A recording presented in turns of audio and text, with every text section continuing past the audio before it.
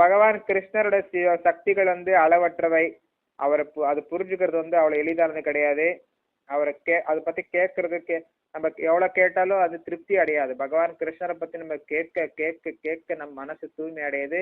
அது வந்து மேலும் மேலும் ஆவல் கொள்கிறோம். பகவான் கிருஷ்ணரின் பத்தி கேட்பதில் வந்து கிடைக்கும் இன்பம் வந்து மற்றது கிடைக்காது.